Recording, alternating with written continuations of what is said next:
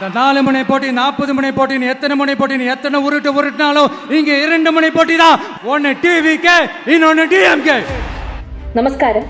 2026 തമിഴ്നാട് തിരഞ്ഞെടുപ്പിൽ ഇളയ ദളപതി വിജയുടെ ടിവികെ എന്ന പാർട്ടി നേടിയത് സമാനതകളില്ലാത്ത ചരിത്ര വിജയമാണ്. இந்த எலெக்ஷன்ல நம்ம டிவிக்கு ஆட்சி அமைஞ்சா அதென்ன அமைஞ்சா ഈ തമിഴ്നാട് രാഷ്ട്രീയത്തെ മുഴുവൻ ഒരു സിനിമയായി നമ്മൾ ചിത്രീകരിക്കുകയാണെങ്കിൽ ഇതിലെ നായകൻ തീർച്ചയായും ഇളയ ദളപതിയായ വിജയ് തന്നെയാണ്.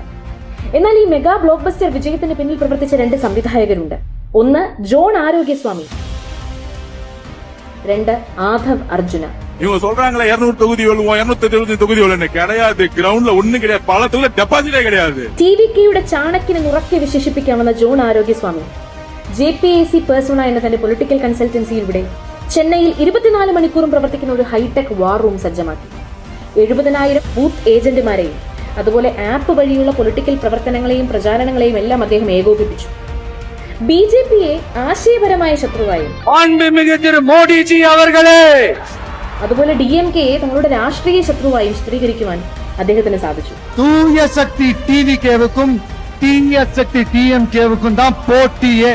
അണ്ണാ DMK ദുർബലരെന്ന് ചിത്രീകരിച്ചത് അദ്ദേഹത്തിന്റെ ഒരു തന്ത്രമായിരുന്നു. അതിലൂടെ തമിഴ്നാട്ടിലെ ഏക ബദൽ TVK ആണെന്ന് ജനങ്ങളെ വിശ്വസിപ്പിക്കുന്നതിൽ അദ്ദേഹം 100% വിജയിച്ചു എന്ന് വേണം പറയാൻ.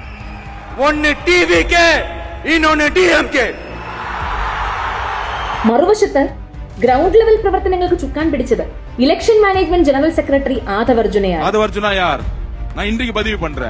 വോയിസ് ഓഫ് കോമൺസ് എന്ന തന്റെ ഡേറ്റാ സയൻസ് ടീമിലൂടെ തമിഴ്നാട്ടിലെ മുഴുവൻ ജനങ്ങളുടെയും പൾസ് അറിയുവാൻ അദ്ദേഹത്തിന് സാധിച്ചു.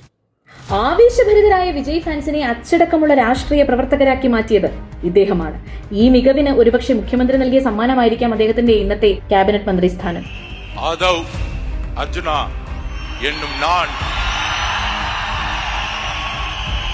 ചുരുക്കി പറഞ്ഞാൽ ജോൺ ആരോഗ്യസ്വാമിയുടെ പൊളിറ്റിക്കൽ സ്ട്രാറ്റജിയും പൊളിറ്റിക്കൽ ബ്രാൻഡിങ്ങും അതുപോലെ ആധവ് അർജുനയുടെ ഗ്രൗണ്ട് ലെവൽ സ്ട്രാറ്റജിയും ഒരുമിച്ചപ്പോൾ 60 വർഷത്തെ ദ്രാവിഡ രാഷ്ട്രീയമാണ് മാറിമറിഞ്ഞത്.